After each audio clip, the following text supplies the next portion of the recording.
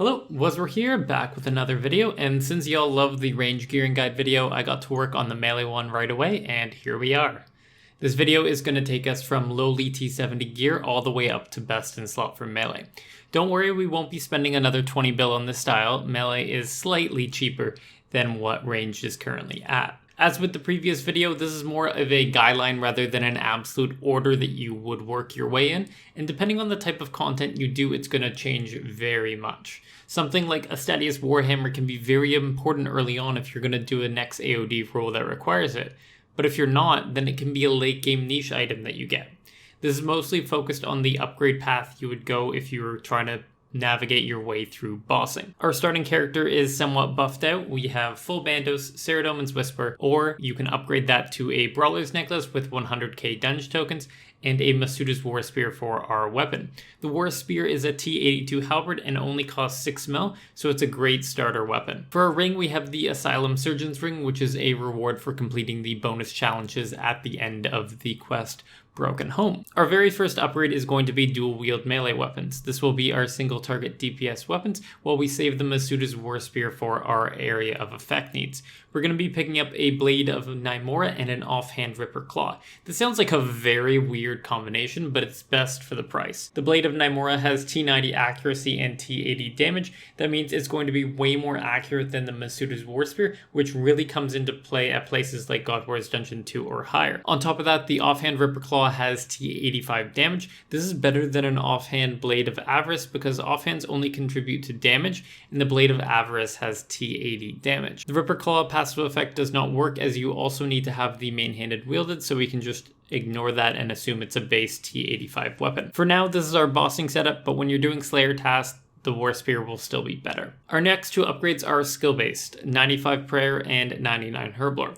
95 Prayer gets you Turmoil and Soul Split. Soul Split lets you heal off of damage done to your enemy, and it's a staple of any sort of bossing or high-level content. Turmoil gives you 10% damage, 10% accuracy, and 10% more defense levels. Huge buff to the character, and it's very important to combo that with Soul Split, as if you're doing more damage, you're going to heal more. So don't stop at 92 Prayer when you get Soul Split. Go all the way up to 95 for Turmoil as well. For Herblore, we need to get all the way to 99. This allows us to pull score boost to 107 to pick up the best overloads, Elder Overloads. They boost your levels by plus 21, which means that if you have 99 attack and strength, it'll go all the way up to 120. There is another high level potion that you need 119 to have the best recipe for, the Adrenaline Renewal Potion. However, that can be assisted, so grab your friend with 120 Herblore and make all the renewals you'll need. With skills out of the way, we've got two really cheap upgrades ahead of us, the Gloves of Passage and Laceration Boots. Both of these items are super cheap due to how overfarmed they are from the bosses that drop them. The Gloves of Passage are T85 gloves, so they have very good stats for their 1.6 mil cost.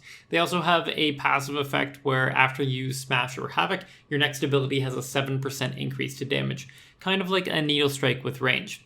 Unfortunately, Smash and Havoc are low priority basics. They are 5th in priority, after Decimate, Sever, Fury, and Dismember.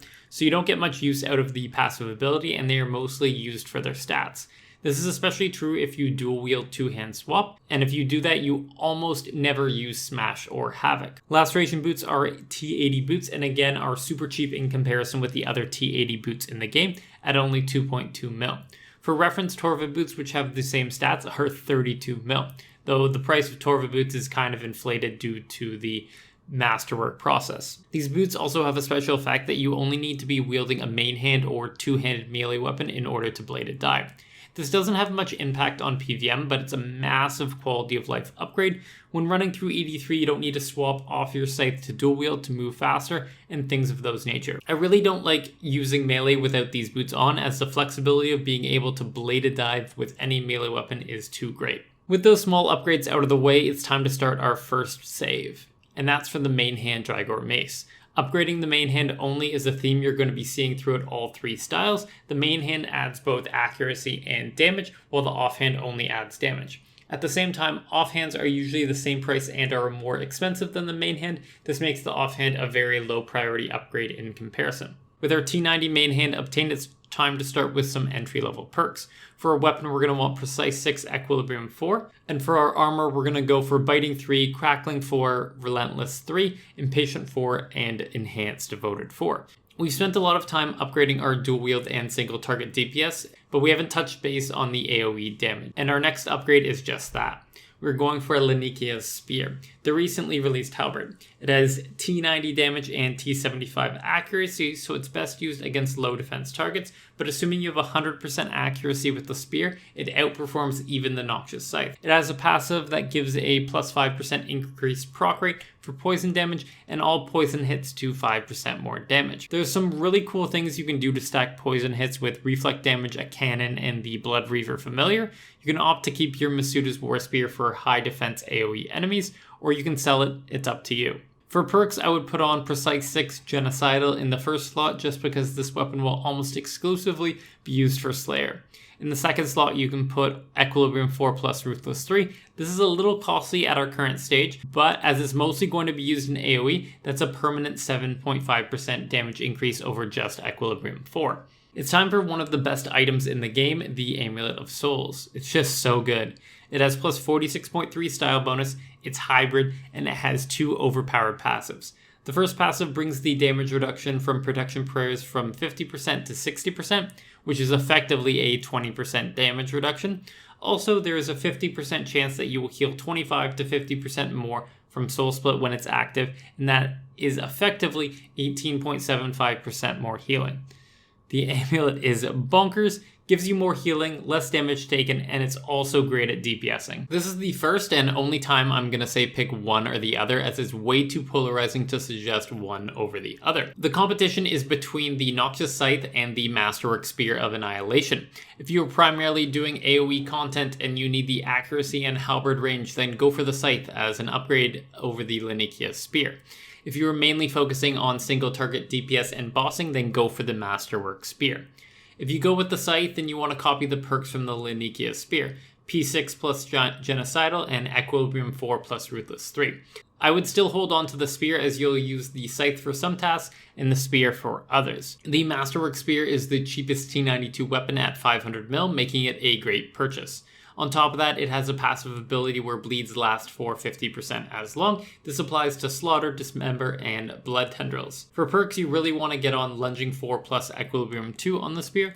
It's a major DPS increase, and it only costs 25ml on average to get if you level up Blades of Avarice and Nymora. The combo is 6 Avernic and 3 Time Worn, which leads to a 30.6% chance to get. Having this perk gives you the flexibility to use it as a camp weapon and a bleed switch weapon with little loss. For the other perk slot, you can throw on the cheap Precise 6 for now, but that'll have to change eventually. Goodbye Bandos, hello Masterwork. It's time to move on to our T90 Armor. Luckily it isn't super expensive to buy, but it's the maintenance cost that makes it expensive, as the Divine Charge cost is high.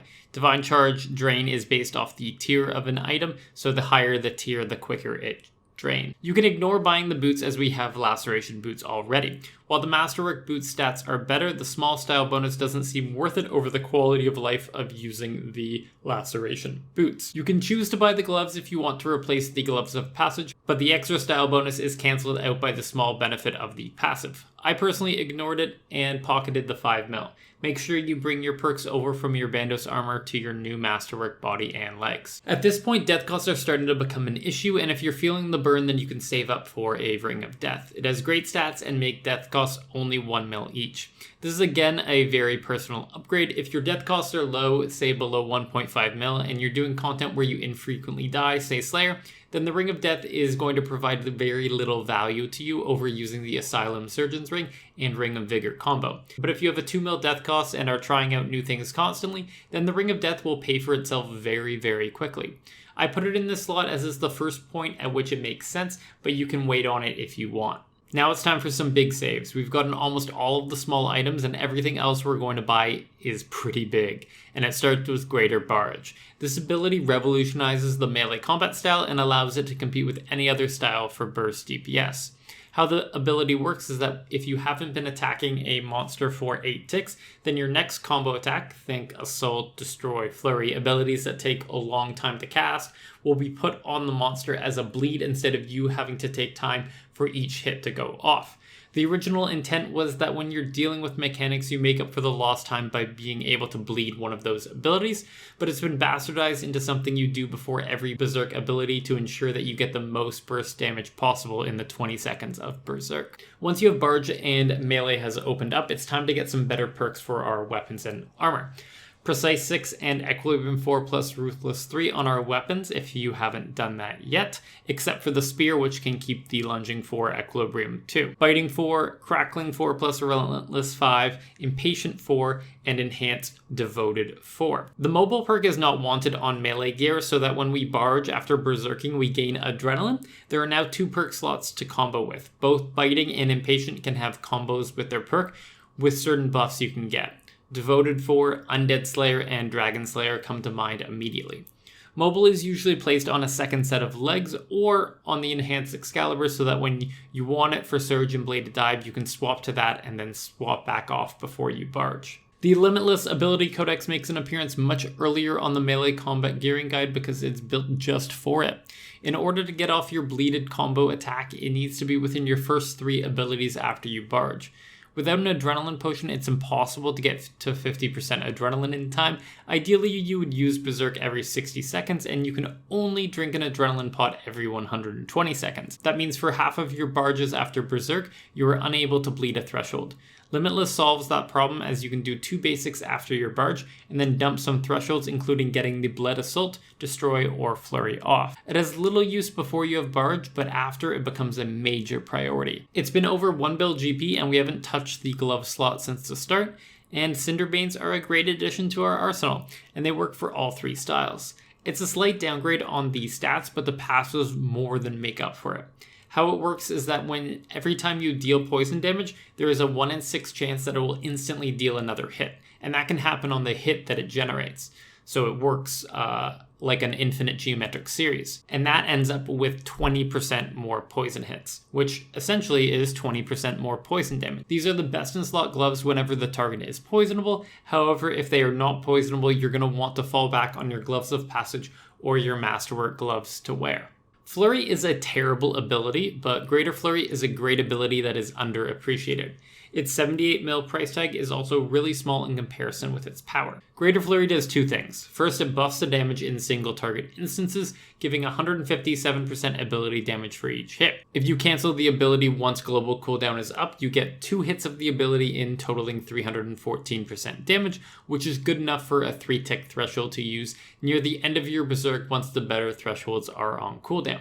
At the same time, each hit that lands on the target will reduce your Berserk cooldown by 1.2 seconds. This is another powerful part of the ability, as sometimes ability rotations require you to Berserk 55 seconds apart instead of 60 seconds apart, and Flurry allows you to do that. Overall, a worthwhile purchase at this stage of the account. I haven't talked about flanking yet, but this was as far as I could go with ignoring it. But let's pick up T80 flanking. There are a variety of offhand T80 weapons, a Toon Crystal Dagger, Blade of Avarice, or a Chaotic. Pick the one that is most accessible and plop flanking 4 on it. This will increase the damage of your stun abilities if you are attacking them from a flank, aka behind them. Seeing as you need to be behind the target, this is almost exclusively used in group PVM. So if you do a lot of group PVM, then this goes way earlier on the priority list. But if you're a solo only player, you can just skip this step. The Reaper Necklace is a purchase that is made not because of how good it is, but because you're going to need to buy one anyway for the essence of finality, so you might as well get some use out of it. It has worse stats than the Amulet of Souls, but its special effect increases your hit chance by up to 3%. That can be a pretty big deal for places where you need the accuracy, but most places that you are using melee with, you'll have a 100% hit chance with a T90 and Berserker aura. Worst case scenario, you just pre-bought 1/3 of the EOF. And speaking of the essence of finality, here it is. You've probably heard it enough times about how overpowered this amulet is, but let's do it anyway. First off, it has plus 56 style bonus, increasing to plus 59 style bonus with an ornament kit attached to it, making it the highest number for an amulet in the game. It also combines the special effects of the Reaper Necklace and the Amulet of Souls together, which on their own were powerful enough to use. And finally, you can also add a special attack weapon to the amulet, so you're able to use lower tier special attacks with your higher tier weapons. For melee, the best item to add to the amulet is Dragon Claws. The special attack takes 50% adrenaline, which is no slouch, but it deals 176 to 400% ability damage across 4 hits, making it a very good ability. It's best used when you get a Relentless proc on your Berserk, or at the very end of your Berserk for dump rotation. At this point, it's smart to pick up whichever one of the Spear or Scythe that you didn't pick up in the previous section. You've got some really big purchases coming up, and the flexibility to do either AoE or single target at high efficiency is really nice to have. The Xero Godsword is the next big save. It's right around the 1 bill mark and fluctuates quite a lot. It has a special attack called Black Hole, which is basically a mini Sunshine. It costs 50% adrenaline and increases melee damage by 25% for 20 seconds. This is best used in the downtime after your Berserk ability and while you're building back up to 100 to Berserk again. Past that, it's a T92 weapon, and at this point your Masterwork Spear has become a bleed switch. You use ZGS for all your main abilities, and then when you want to use Dismember, Blood Tendrils, or Slaughter, you put on the Spear. Your ZGS should have at this point the same weapon perks that we've been using, Precise 6, Equilibrium 4, and Ruthless 3, though this will change when we get some future upgrades. It's time to trim and custom fit our Masterwork. This is a monumental occasion, as it's the point where I feel the melee combat style is quote-unquote fully unlocked. This armor is bonkers. As long as you have 3 pieces of the trim Masterwork set equipped, then you will block 10% of all damage taken per piece, and that damage is then distributed over 5 hits as a bleed. It's best to understand as an example, say you have the helm, chest, and legs on, and I take a 2k hit. I'll take 70% of it right away at 1400, and then the remaining 600 is distributed as 5 hits of 120 over the next 6 seconds. I take the same damage in the end, but over a longer period of time, making it harder to be KO'd. You need to buy the full set in order to custom fit it, and by custom fitting the trim Masterwork, it's now permanently untradeable. However, you get 2 times the charges per repair, so basically a 50% reduction in upkeep costs. I would strongly suggest custom fitting right away. I personally haven't used the boots that much because, again, I'd rather just have the quality of life of Laceration Boots on.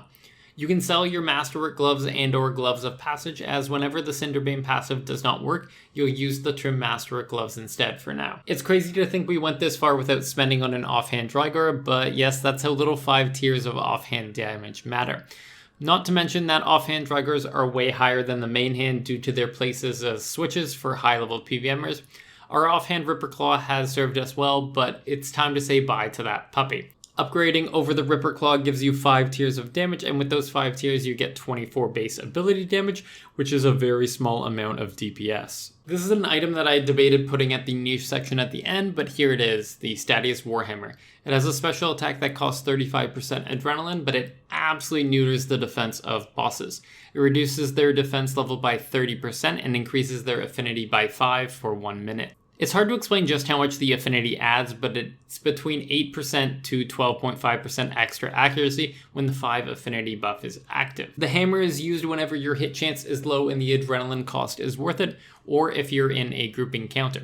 The 3 main places that come to mind are Telos, Virago, and Nex AOD. Should you not do those bosses, you can comfortably skip this step, though it is something worth having in your back pocket eventually. You can either augment it and use the special attack 1000 times before it runs out of charges, where you would then have to place it in another Essence of Finality, or you could just buy an Essence of Finality and dump it in there right away. It's pretty far down the list, but it's still a great upgrade, and it's Malevolence. This is the T99 Prayer for melee. It costs 1 Praisal Codex to use, which seems to hover around the 700 mil mark.